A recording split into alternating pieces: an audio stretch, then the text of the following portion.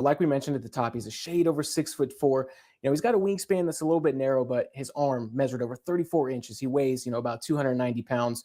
The physical profile, on top of the fact that, he is very young for the 2027 cycle.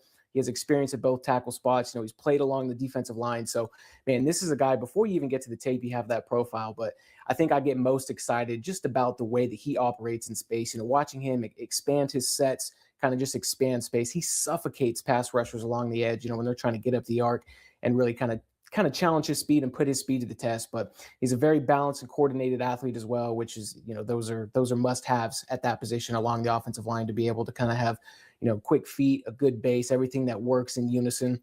And really, the combination of that is what allows him to almost treat defenders like playing basketball, right? Playing defense in basketball, where everything's kept in front of him. He can challenge kind of inside and outside rush moves. So ultimately, a lot of technical proficiency for someone who is as young as he is, on top of the fact that he's a really, really good functional athlete. And just kind of the packaging and the combination of that, it creates, like Gabe mentioned, that legitimate versatility to potentially play all five spots at the next level.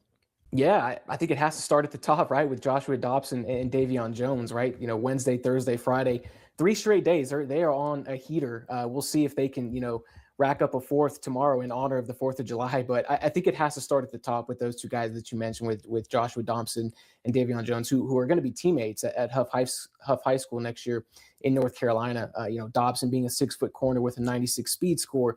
Davion Jones, 11 interceptions in the last 2 years, right? So these two DBs can get after the ball, they can run.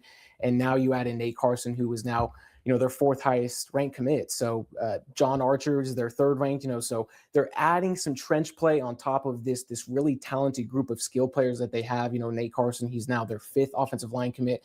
They've done a really good job of adding, different types of skill sets and body types, both tackles and interior players. And again, just to go back, to the skill players, we got a chance to see Kelvin Millington commit live at the opening finals. Now we got a chance to watch him compete, and just, a long, tall, 6'3+ corner. He's got some fans in us as at the at the scouting department for 24/7. So really excited about just everything that they've done, really from the skill standpoint. They've added some good bodies, some good skill sets along the trenches on both sides of the ball. But those skill positions are really starting to fill out and take place. Braden Tyson as well, a bruising 4-star running back out of Georgia, and they've got Jerry Meyer, their 3-star quarterback from the Lone Star State. So just continuing to add the right pieces and continuing to add some upper echelon talent, to be able to compete and continue building, in the trenches in the SEC.